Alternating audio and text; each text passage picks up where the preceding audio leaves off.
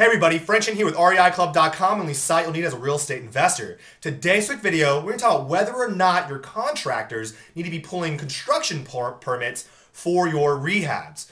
Now, I've been rehabbing homes for quite some time. I've dealt with quite a bit of contractors, and I've run into issues with permits quite a few times. But what I've learned is that permits are not always the necessary when dealing with rehabs. Now, some investors do prefer it, but really this video is to simply inform you of the pros and cons when it comes to having to make that decision. Now, like in all my videos, everything I talk about, I include in the description below. Simply click the Show More button and you can follow right along.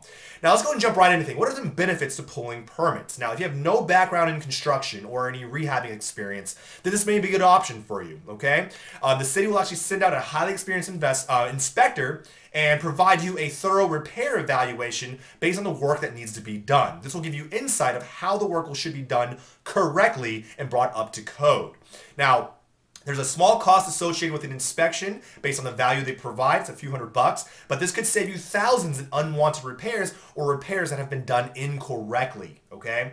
You also know that your property is going to be brought up to code because the city works with licensed people usually, and these people are insured, which means their work is insured, which means you're protected that way.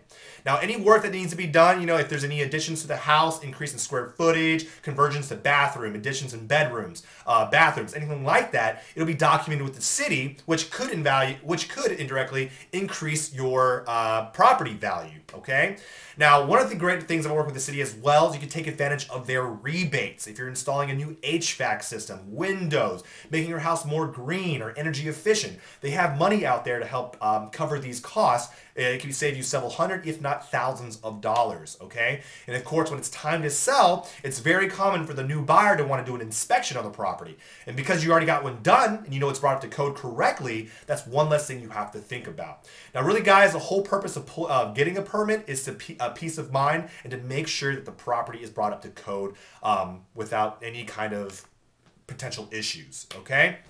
Now, some of the downsides of pulling a permit is one, if you are the general contractor as an investor, yet even if you have no contracting experience, there's ways to get that done. You have to do the paperwork and submit it to the city. If you don't know how to do that, there's delay in process there. They may not always approve your permit, okay? So it's a tedious process and the city can be rather picky with certain scenarios. Also, the permits that you do get approved for, the city's going to want to come out there, check up on the work before they allow you to move forward, okay? This is their seal of approval, which delay project completions, and you always have someone looking over your shoulder, making sure the work is done correctly. This could, once again, delay completion. Also, it can be costly due to additional work requested by the city. Maybe you weren't really originally planned that the city's making you do now. You have to do it in order for them to check it off, okay? So extra cost there. And of course, you're going to be working with licensed people, which generally are more expensive. And of course, you know, once the city gets into the house, if they find anything else wrong with it, say you just brought them out for electrical, but they also know it's the foundation's a problem, they're going to make you bring that up to code as well, which, you know, as you can see, it's like it could just steamroll into something pretty big. And of course, any additions done to the home may increase your property tax. If they increase the square footage of the home, it has to be documented with the city, okay?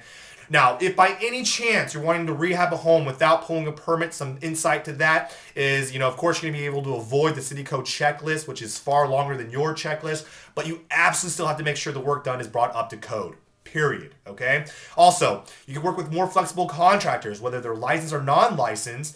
And, you know, there are some contractors out there who know how to avoid or go around permits and still bring your house up to code, okay? They're harder to find. I've gone through that process, but they exist.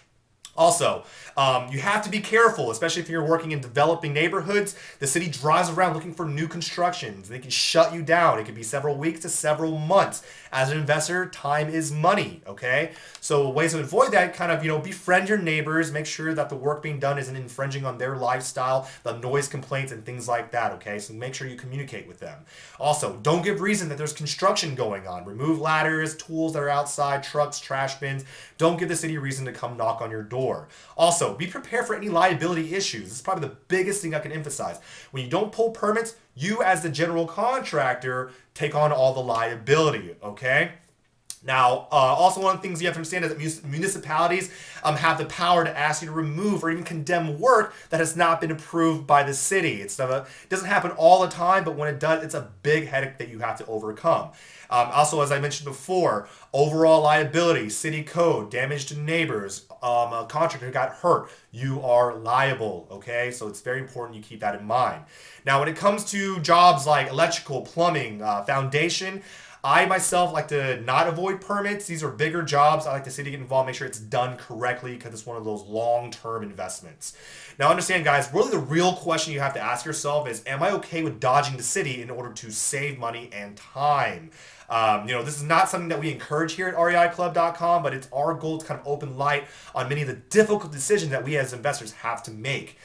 Pulling building permits will reduce your danger and liability, but it also welcomes the city into your home, okay?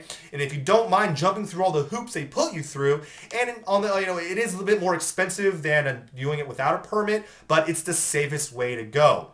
Some investors say the risk isn't worth the reward, but it's really subject to your opinion, your bottom line, how much time you have to finish the job. So make that decision. I'm just going to give you some more info so you can make a more educated decision. Now, again, guys, this is Frank Chen with REIclub.com. Do me a favor, leave comments below about what you thought about this video. Hit the like button because it really does help us out. But more important, subscribe to our YouTube channel so we can keep you informed. Brand new videos are posted every week. As usual, thank you so much for your support. I look forward to talking to you next week. Take care, good investing, and bye-bye.